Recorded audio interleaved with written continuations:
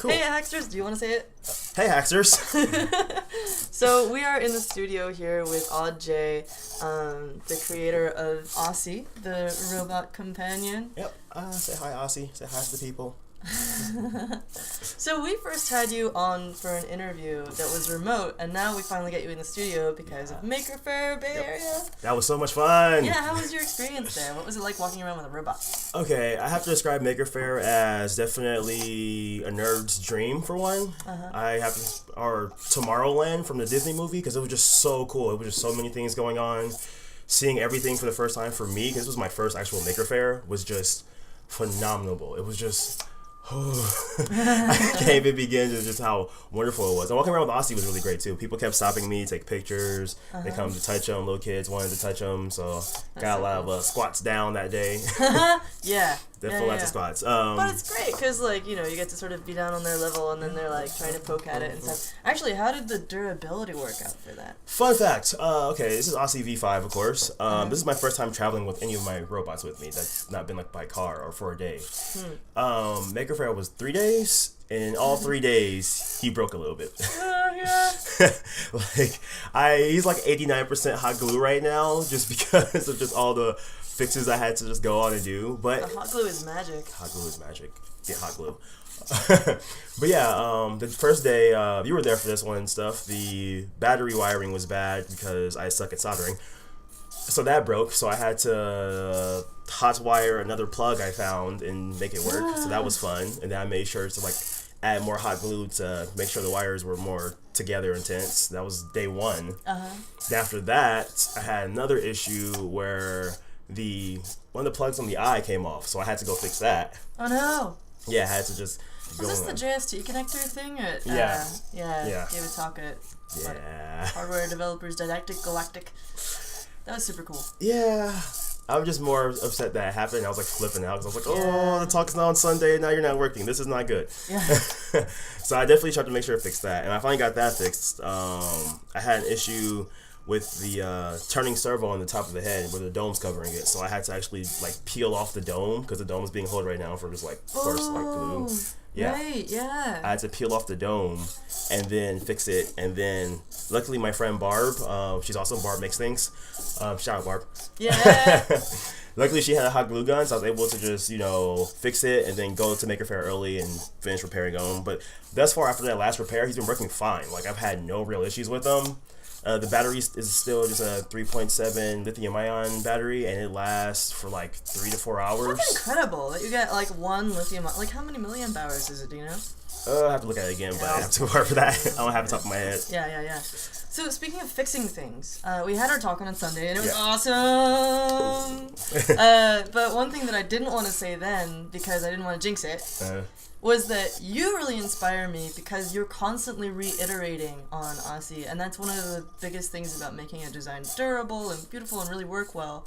And that, like, this is the first time I've ever completely rebuilt a project from scratch. Like, I never do that. And it's because of you. And in the past, like, Archimedes would break all the time, every time. Half the photos I would post would be like, I'm going to this event, but Archimedes isn't coming because his wings are broken again. And so I rebuilt him from scratch completely. And now the only problem I have is the battery's running out, which is a great problem. It's easily fixable. Oh my gosh. That is 100% easily fixable. And you can just borrow a battery or whatever. Shout out to Mohib for lending me a battery. So what other durability upgrades do you think you'll do? I'm definitely gonna.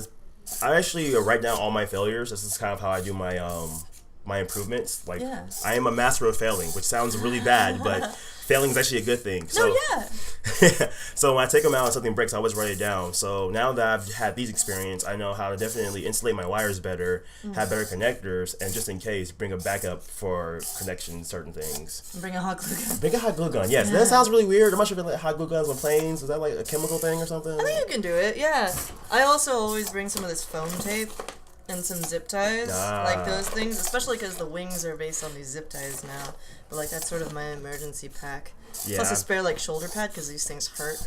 Yeah, funny thing about the shoulder pack, this thing killed my shoulder for like 3 days. I just was like in pain after a while. So definitely going to pay attention on making something that he can fit on and that doesn't hurt me the entire time. Yeah, so you've got a whole... Would you mind showing your awesome sketch? Oh, yeah. Because Jay's notebook is amazing. And, has an owl on it. I wonder why. No. And you have this awesome idea of doing it with a waistcoat, which I freaking love. But I'm also planning to re-engineer my harness, because... I'm not sure if they can actually see that, ladies and gentlemen. Pull it up. I think it'll autofocus. Yeah, over here, there's like the... Sure, yeah. But yeah, I'm doing like a whole bunch of different designs and upgrades. Like this picture over here is for Aussie V6 that I'm going to upgrade with, and that one will actually shoot webs, so that's going to be fun. I would totally buy a poster of that. Cool. I always carry one of these. You never know when a good idea is going to pop in your head, or you never know when you're going to have to write something down. Yeah, I sometimes don't bring a notebook with me, and I always regret it. I'm going to unplug mine. But you should keep yours going. Yeah, he's all on one power switch, so if I hit the one switch, that's it. He's turning completely off. He won't glow or anything. Yeah. I find it a lot easier to wire everything together just for that reason. V4 didn't have that problem. V4 had 2 switches with 1 power pack, I think. I have to remember that one. But this one, it was V5. I just went full on, and I was worried about weights and stuff like that, so I didn't want it to be too many wires inside of them. Because the entire circuit is, of course, in the robot. It's not an extra. I don't have any extra pack on me or anything like that. Yeah. It's just all in one. That makes a lot of sense. Like, it's definitely a double-edged sword having 2 separate wires. For one thing, I do it because otherwise the Pi will sometimes die when the servos get a surge of power. So I have to have them separate. But like the trade-off is that when I have 2 separate batteries, like you can get batteries with like 2 USB outs, and I think that's what I need to do. Yeah. Just like get a couple of those that I can swap out. Might do the same. Yeah, because having 2 separate batteries, they drain unequally because the Pi takes so much more power. Yeah, Pi takes a lot of power. If you have a Pi, you definitely are going to be draining a lot of power to use it. But it's still so cool. Yeah, I would just have to like swap them halfway through the day, and I didn't do that. So. Yeah, I mean, like with my new vest design, I'm adding a solar panel on one of the sleeves or shoulder packs and stuff behind me where the sun can hit me. Solar panel! Yeah, and that's going to have a backup battery charging at full times. That way I can always be like, oh, I'm out and about, I'm out in the sun, battery charging. Oh, he died. Let me just switch out the battery really quickly. I'm also adding an electromagnet to it on the bottom plate. That way, instead of using what I'm using right now, just like armature. Shoulder? Yeah. Right now I'm using just armature wire. I'm not sure if they can actually tell from that, but it's just armature wire. Yeah. Back here. Yeah, just armature wire. So I want to use electro. Be nice, Aussie. No, it's me. It was my fault. But I use the wire to hold it, and I want to use electromagnet instead. That way, I've noticed a lot of times people want to like hold them, especially kids. And I think that's really cool. Right. So I think if I can make an easier way where I can easily just snap them off my shoulder and be like, here, go ahead, hold them. That would be just a really cool thing. And I think electromagnet would be good because electromagnets are really powerful, which I really love. And moving around with him on my shoulder, I need something that can be... I'm comfortable with moving around without worrying about him falling over. Yeah. Which I'm pretty sure there's going to be some test vids of that because... Yeah, definitely. So that's going to be a fun time. Yeah, the other thing, you mentioned the interaction with the kids and how also people tend to think that he's like shaking hands with them, which is totally cool. Yeah.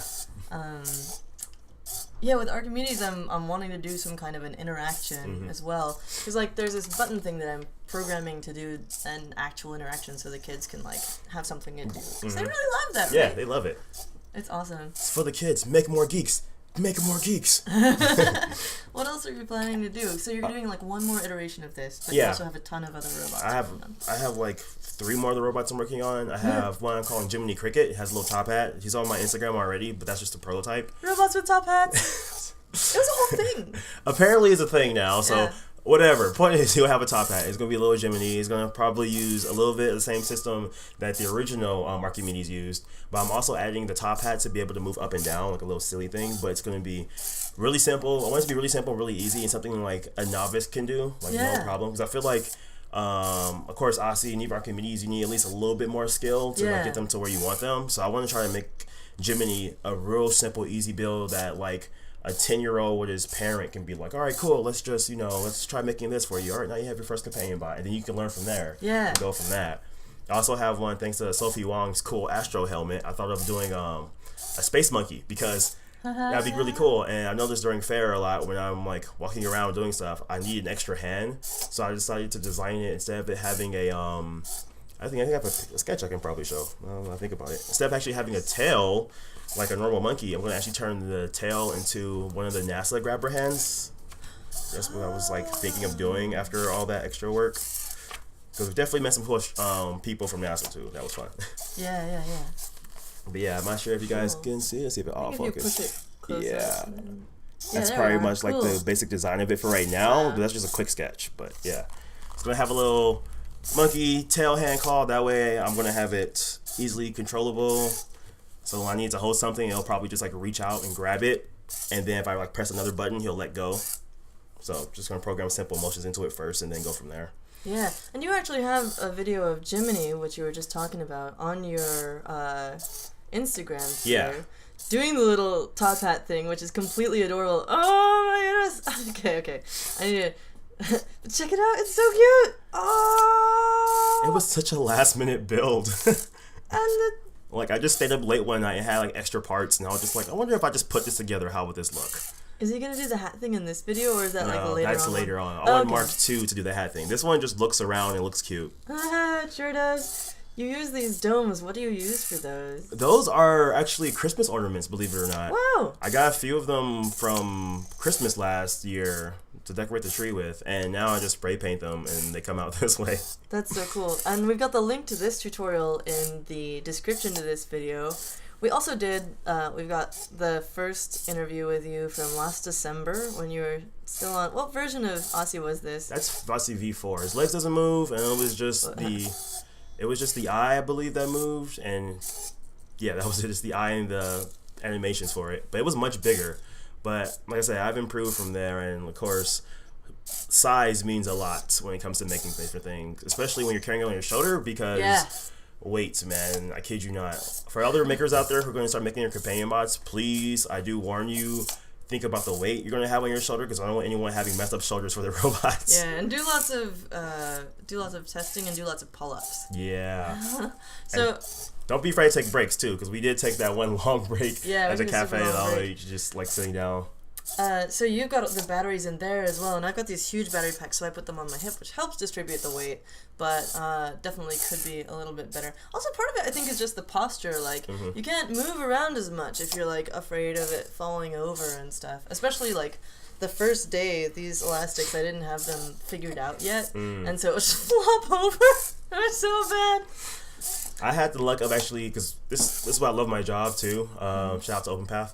I always go to work with him sometimes, and I'll just like wear him all day at work and just look weird. That way I'm testing the stuff like that, and if he falls and breaks, he falls and breaks. Yeah. I also take him to my local makerspace sometimes, and we do show and tell, and I always pass him around. I'm like, shake him up a little bit, you know, if you want to. That's a little brave. hand talk. Well, because the whole point of the one thing you have to test for, especially with a companion bot, in my opinion, is you have to test durability.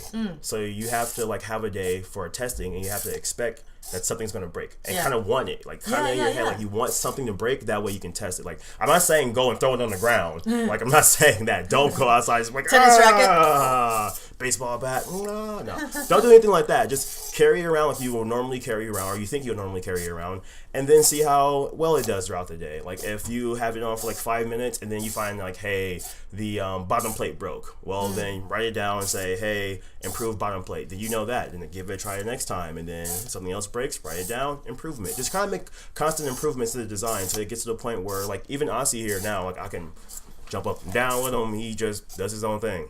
Not a problem. So cool. So what is the controller inside of here? That's one of the frequent questions. Is right now it's Arduino Nano and an Adafruit Trinket. The Arduino Nano controls the eye and the animations, because I am not very good at programming. I am sorry, internet. I'm not very good at programming, but I'm really good at like the hardware portions of things. So I have the Arduino Nano controlling the eye, and then the Trinket is moving all the legs, and of course the eye movement side to side is also part of the Trinket. So it's 3 servos. Do they talk to each other at all, or is it just totally separate? Totally separate for now. I want them to talk to each other, and I'm probably gonna have like reach out maybe to some people that are better programmers than me and ask for some help. Yeah, we want to recruit people who are good at software to get into building companion robots. We'll help you with the hardware. You help us with the software. It'll all be great. Yeah, we can make different iterations. I mean, there's infinite ways to create the same thing. Just saying. Yeah, because that's how Archimedes first was too. You had the AIY vision kit in the head, and then like an Arduino or Pi or something else controlling the legs. That got swapped out a few times. Because like that way, at least half the robot would be working if all of it wasn't. And again, like that's part of the good stuff about having like a separate power source. But again, it's very convenient to just have one, and the wiring is simpler. Yeah. Oh, and don't be afraid. At least in my opinion, especially like this. Both of our robots are running randomly. Like there is no real code going on right now. It's picking a number between 0 and 180, moving the servo to that point. It totally works because it gives it a sense of randomness, and even that, most people assume that it's alive. Yeah. And I kind of love that. Yeah. It's incredible, like how eager people are to assign personhood to a robot. Yeah. And I think that raises some interesting conversations as well. Oh, 100%. And it makes it a lot easier for people to come like see you too. Like they see a robot, especially with like parents and kids, they're like, hey, look, it's a robot. Yeah. And I always love that look on the kids' faces between like both fear and interest, and they're just like, oh. And then I'm just like, go ahead, come and touch it. And they're just like, wow. I was like, yes, I have created a maker. You got some really interesting reactions with this, because most people think it's incredibly adorable. A few people think that it's creepy, and I think a lot of people think it's both. Yeah. Because you can be creepy cute, for sure. Like there's no problem with that, but it's a spider. It's adorable. I mean, I admit, I'm probably not going to help adding the web shooter, because I have 2 different designs for that. One for an abdomen design, and then one maybe for a frontal faceplate-like design for it to show out in the front. Wow. But we'll see on how that works out, because I'm pretty sure I will be putting vids up while I'm testing these ideas. And I'm not sure how people are going to like react when they're like, oh, I'm just going to spiderweb you all of a sudden. Like, Aussie attack. I feel like actually it would be a really awesome way to start interactions. Like you're just walking along and then someone sees this like jet of string like come forth and they're like, what the? And then they would come and like see you. And I remember one of my friends, Mahib, actually gave me the idea of making a controller, like, the controller hand things. And he said maybe I should like have it when I want him to shoot out, I could do like a spider web gesture, like the spider web gesture, and then he'll shoot out the web, and I think that would be pretty fun. So I might try that, especially because that would be like more Bluetooth and stuff like that. That'd be amazing. Yeah, but like again, still have to pay attention to like weight distribution. So I'm definitely gonna try to get that vest done first, probably while working on the stuff. So many different ideas. You have these cool little sort of locking joints that are posable with these sort of ripple connectors. What do you use to design, like for your 3D CAD design? I use like reference or just like what software? Oh yeah, Fusion 360. Fusion 360 is the software that I use to design everything. I taught myself while I was still going to school, and I've been using it as I go. I get a lot of help from, of course, YouTube. YouTube is a wonderful resource, everybody. And every time I like get confused about something, like, hey, I want to try doing this, I'll just type it in on YouTube or even do a Google search, and then there's always a video of someone explaining how to do exactly that. Yeah, Fusion has a lot of cool tutorials online. Yeah. And you've got this awesome sort of steampunk. So A, you put this sort of steampunk detail on the sides of the things, but also B, there are some printing artifacts that also contribute to that, right? Yeah, some stuff. He actually has a few like little details on his little claws here, which is really cool. They're pretty cute. But I originally went for more of a steampunk design. I actually made one called Paradoxy. You can probably see that one on my Instagram as well. But the only reason I didn't bring that one was because it was really heavy. Oh, yeah. Like, I was wearing it for like a day, and it was just like, oh, my shoulder is gone. And you were talking about maybe wearing Jiminy on the other shoulder at some point, and that would be like, I feel like that would be just like, well, maybe it would be more balanced, actually. Maybe, yeah. Well, maybe. I know Jiminy would be a lot lighter, probably, just because he won't have much is going on compared to like his siblings. Yeah. Which, oh my god, they're siblings. I never thought about that. So he might be a little bit lighter, but I might try doing both of them like that. I have to like wait and see. But I really want Aussie to be my main one for now. Like, at least the one people attribute to me, because it's the first one of mine, Yeah. It's funny thing about it, too, because I get a lot of people saying he reminds them of the robot from Meet the Robinsons. Very old Disney movie. Boo Boo from Clash of the Titans, which I've never seen. We need to have a day. I know. We need to watch Netflix. But yeah, I get that a lot. So I'm actually going to be using a lot of what I have here already and actually making the little boiler hat robot and actually adding this ability to like crawl by himself. But that's another project I'm just going to be taking up and not sleeping for. Yay! Make her life. Make her life. Yeah, one of the cool things about these is that even if you follow the tutorials, there's still this element of sort of randomness. So, like, with the supports on there. And I have this, actually, a similar thing with Archimedes. The reason that he has these CDs for his beak, it's just like a cut-up CD, is because originally he printed with this sort of, like, Cthulhu tentacle situation on his face, and I had to cut those off, and the beak wasn't fully formed. Mm-hmm. And I think that really sort of, that's one of the things that always breaks it. It's totally broken right now. But, like, that's one of the things that got me, like, added an extra layer of interesting dimension to him, is, like, having this little shiny beak, and now he's got these sort of cut-up CDs on his wings as well. So even if you were to follow a tutorial, like, you're still gonna end up with your own spin on it. You're still change it up, alter it, hack it. You can do it. I believe in all of you. I've seen people take the same carapace and 3D print it and put it on a completely different robot shell. Oh yeah, definitely. You can use other controllers in here. Yeah, different controllers. You can have different sensors. You can definitely hack the crap out of this and make your own version of Aussie. You even have to call it Aussie. You can call it, I don't know, Bob. Bob the Spider. Why not? You call it Charlotte. Charlotte. Oh, Charlotte. That's a good one. Yeah. I wonder why they call you Charlotte. Okay, whatever. Anyway. But yeah, you can make a Charlotte. Up to you guys. Go for it. I've already been talking to a few people who've seen them and have been inspired to make, of course, their own companion bots. And so far, I've heard about an octopus. I've heard about squid. I've heard about scorpion. Scorpion, yeah. That one would be pretty cool. That'd be so cool. Yeah, I'm actually... a chameleon? A chameleon? That's a really cool one. What were you saying? A chameleon would be really cool if you could have it. Before that, yeah. Oh, scorpion would be really cool because I want to see how he's going to do the tail, because he was talking about having the tail actually come out a little bit. So I'm like, that would be really cool. Definitely to see that. So I'm really hoping this whole thing becomes like even bigger than like more than just me and you. Like go to the next fair and there's like people with their own companion bots and like different designs. Like, I mean, come on guys, look at Star Wars. C-3PO, R2-D2, companion bots. You can make it sassy, you know. Sassy. I want that to be sassy. I mean, he's a little bit like obnoxious at times. He's kind of shy and kind of like, how dare you talk to me? He's a diva, I think. Less so than before, since he's usually actually working. But I did have to like constrain. So instead of going 0 to 180, these servos go like 30 or 60 to 120 because it's less of a drastic movement, so it's a little less stressed looking and more chill. Yeah. And also like it's a little bit more friendly. Speaking of the scorpion and of Maker Faire, the idea of that makes me think of, you know those little party things where you go yeah. And we saw this programmable air. Oh yeah, that was super cool. The programmable air thing is basically a pneumatic system that you can that works with Arduino and is on Crowd Supply right now. You can check that out. What would you do with inflatable robots? Baymax, like, can we be real about it? Like, I'm about to make me a companion robot for real. Baymax, I would install I'll install a little heater in them and stuff like that. That way he can keep me warm. He can cuddle with them, you know.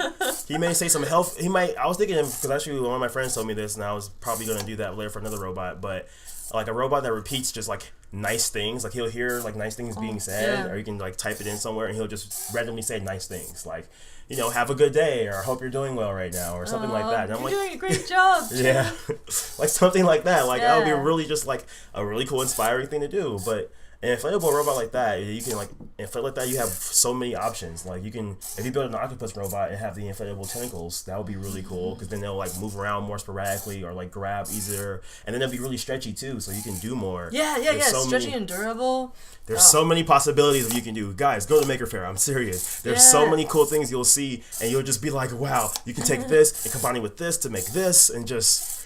Sorry, and you got it inspired by Sophie Wong. Yeah. Space Monkey thing. Space Monkey thing, like... Yeah. What else were you inspired by? Oh, so much. I went to the talk with Sophie. It was like 10:30. Sorry, I'm blanking on names. I'm still very tired. And Stephanie and Jen Schachter, I think. Yes, yeah. It was a 10:30 thing. I woke up really early. He was still broken. I was still asleep. He was still broken? Yeah, he was still broken. I actually like woke up, just stuffed him in the bag. I was like, I want to see this. So like, I woke up early, got there, and I was able to watch their talk. And I took a lot from that talk because they talk about their process, which I share a lot in their process, especially when making it. But one of the best advice that I heard from them that I'm taking personally is to just share it. Like, there's a lot of amazing people out there who built really cool stuff, and we don't know about them because they haven't shared it yet.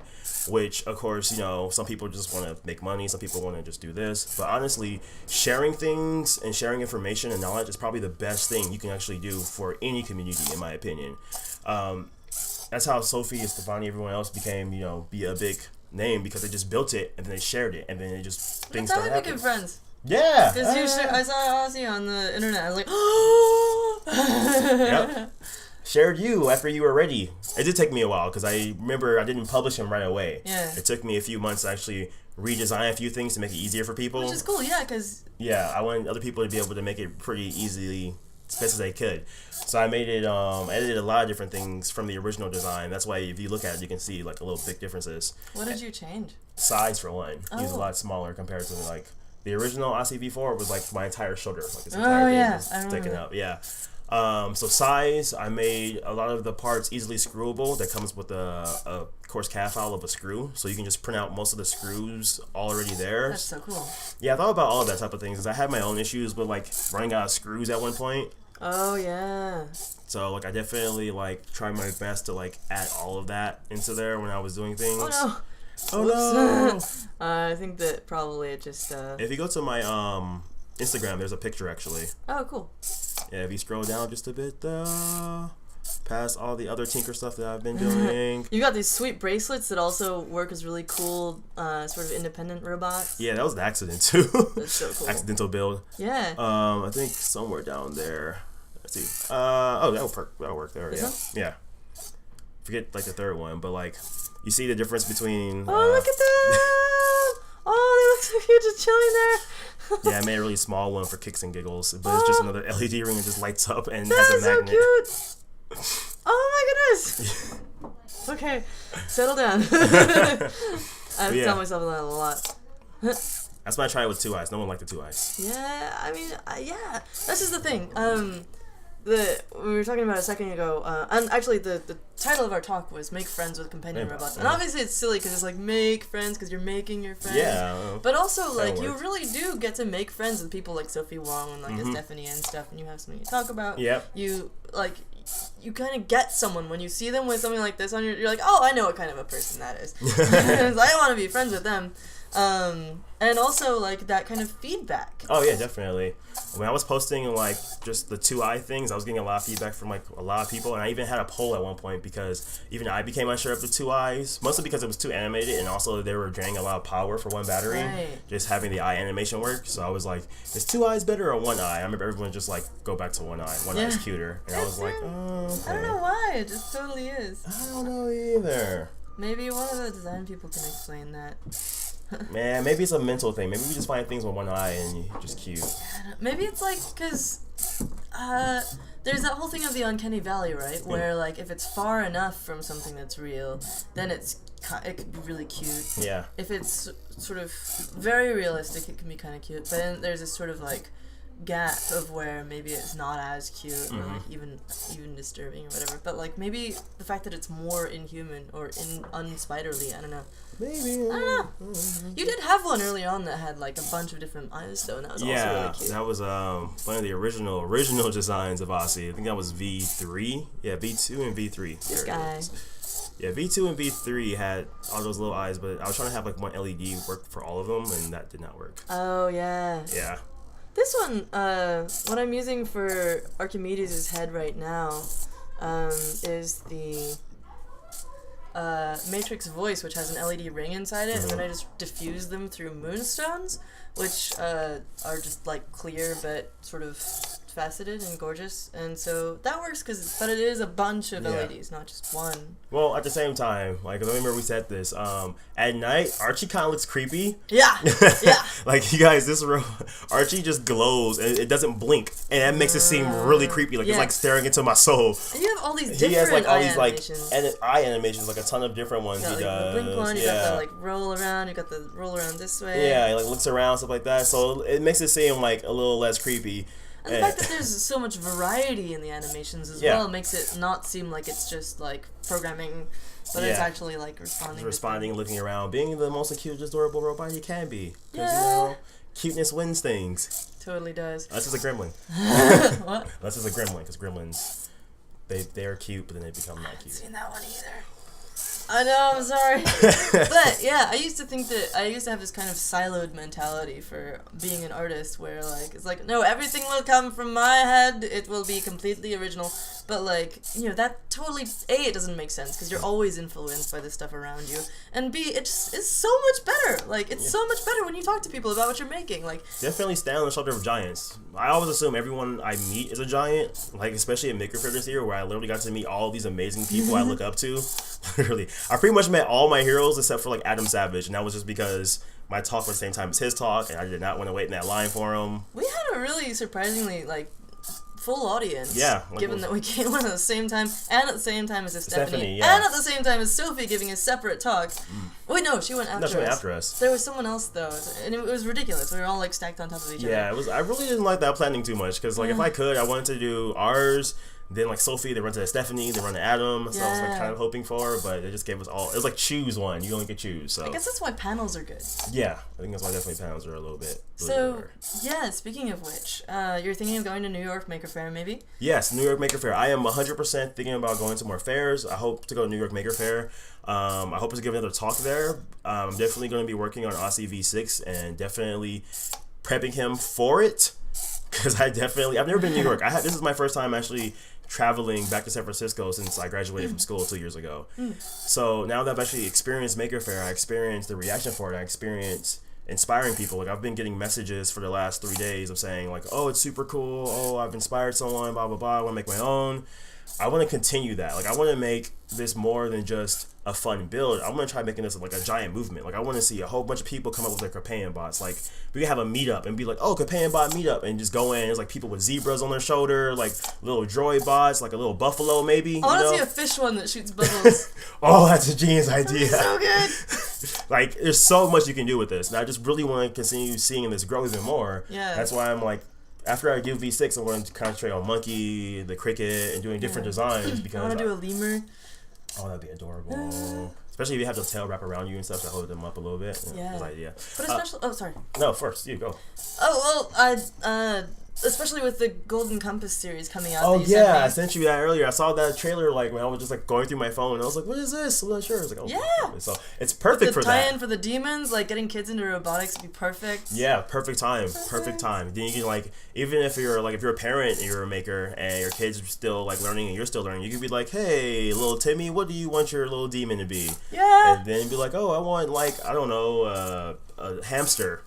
There's really a chance for people to sort of grow up with these robots and keep modding them and rebuilding them and stuff as they grow. Yeah, even going further than that, like we were talking about having the Matrix using the chirp function, that way they can actually talk to each other. Talking to each other. That would be a really cool thing, which I was actually thinking, like if we actually had one that has the same sound signal that activates both, and then both go at the same time, would they both react? They would. Oh, okay. Another thing that I have been thinking about doing is making... So Chirp is this data over audio protocol that sounds like R2-D2 noises. It's at chirp.io if you want to check it out. But, so Archie responds, or the way he's set up is to respond to emojis sent over that, which I think is a great way to talk to robots. And so not only can you send an emoji, but you can send like owl emoji, and you could have him specifically respond to the ones that are prefixed with owl, or you could have, you know, him respond to all of them at all. And that way you could do sort of like channels or groups, or individual messaging, and it'd be really cool. That'd be kind of cool. I just, let's just make sure we don't accidentally create Skynet. Yeah, that'd be bad. That's bad. You hesitated. So you're also based in SoCal. You're thinking of going to SuperCon. Yeah, I'm definitely thinking about going to SuperCon. I'm in LA. I didn't even know about SuperCon until recently, until the people at Maker Faire told me. So definitely going to try making it there. I have to email some people on it. I'm not sure if I'm going to bring the upgrade version of him there because SuperCon's like, what, a month away? What? No, I thought it was in November. Is it? Okay, never mind. I could be wrong, but I could be wrong. Last year it was in November. I'm really just now stepping out of my little shadow of my room and stepping into the limelight and figuring out what events to go to, who to talk to, how to embrace the being more of a maker now. But you're also already really excited to get back to your lab. Yeah. Honestly, I love all of this. Today is like I actually fly back home tomorrow, and today's like my last day in the city. And I plan to like be a tourist and do tourist things. Stop in the middle of the street, take a picture, all that type of stuff. Tourist. Stopping in the middle of the street to take a picture is monstrous. Anyway. So yeah, I really am excited to just like get back for a while, and when I finally do get home, I'm probably just going to like revamp a lot of the stuff. Like my birthday's actually coming up, people. Yes, I have a birthday. I escaped the womb prison today. But I already have some money set aside that I'm going to use to buy a whole bunch of more stuff. I'm going to get a bigger printer with a bigger print bed, that way I can make bigger prints. Wow. What have you been using so far? I'm using the Flash Forward Finder and the Monoprice V1. And what are you getting? I'm getting something, I believe it's called the Creativity 10. Creality? Creality, there we go. Yeah. Yeah, the Creality 10, I believe, and that one has a huge print bed. It's like 12 by 11, I think. So wow. I'm going to get that and stick it somewhere in my room and figure it out from there. But I'm pretty sure that one's going to be a lot more useful, because one thing I really am going to do when I get back is start working on the CAD design for the space helmet. And I kind of want to, like, I'm thinking copying Sophie's design, but like CADing it and stuff like that. That way I can just print it out and then work from there, because of course it's like an exoskeleton type of situation for that. I already have a lot of the parts I already need already at home. Have these like clear domes and stuff. Yeah, I think I might actually laser cut the visor, and then I know if you heat it up, it'll come a little bit flexible, and then I can stick it in there and glue it in there. Yeah. I also found out there's actually a spray paint tint that I could use that I didn't even know about. Oh, because right now this is sort of like black spray paint. Yeah, this is like black spray paint. I just like got it like a store, basic art store. I was just like, I just took like a few steps back and just. Yeah. You really can't tell, but the actual eye is actually like really close to the end of the dome, so you can see it better. But I was talking to other makers and stuff, and they told me I can use the tint thing for it, and it'll still be able to like show the LED really well without people seeing in. That's awesome. Definitely, it's like talk to makers. They tell you a lot of stuff. Yeah, the feedback loop is so cool. Yeah, I'm pretty sure most of my bots are definitely going to consist of having LED eyes and like little type of things like that, because it's very cute. It's creepy, and it looks, blinking helps. Yeah, he definitely doesn't. Like, the old one didn't blink, but also his eyes didn't glow, so it wasn't as creepy. In the future, he's gonna, like, be mostly off, like, with his lights, and then you're gonna hit a button and do, like, an emotion roulette and get a different color, and then, like, a different, like, servo animation. But yeah, will it have a sound for it as well, though? It wasn't working. Chirp! Yeah, well, I don't know if it's chirp, but, like, will it make another sound when, like, it gets, like, angry and it turns red? And like an evil owl, like, be like... I don't think so, but I do want him to be able to do the chirps to express himself, because then you can hold up your phone with the chirp app. Yeah. And it'll just, like, display the emojis for what he's feeling. Yeah, I'm like, okay. I'm not sure if we should program anger. We should probably avoid anger. And, like, well, I think that's if someone, like, does this a bunch. Turns red. Because, like, kids will do that, and I want to... We should program, or we should teach them respect. Yeah, be nice program to your the bots. children with respect. Don't be like dynamic robotics. Let's not bully our robots. Yeah, no. What was the other thing? There was another thing. There's another thing? I don't know. My brain is still kind of fried. But, yeah. I'm not going to remember it right now. Come back to you later. Chirp upgrades. I'll talk to you about it. Yeah, okay. Yeah, anyway, we should probably wrap up, but excited to see you at least again at New York Maker Faire. And yeah, SuperCon. Are you going to SuperCon? Oh, yeah. Okay, yeah, so I'll definitely see you at SuperCon. Yeah. I'm going to have a talk about everything that went wrong with Arkham Maker. Like, as you know, a very rich subject matter. I think it's actually kind of nice to tell people that it fails a lot, because it makes you seem a lot more human, and it makes it seem like a lot more accessible for anyone. Yeah. A lot of people always assume that like I magically just knew how to build things and stuff like that. Like, no, I fail a lot. My first robot shocked me. It was a fun time. My first maker project shocked me. See? Like, yeah, there is that definition of mastery, which is just like you've failed in most of the ways that are possible, and so now you know not to do those anymore. Yeah, pretty much. Very much. It's a failure. Oh. Awesome. Thanks for watching. Build your own companion robots. Hack on. Hack on! Yeah!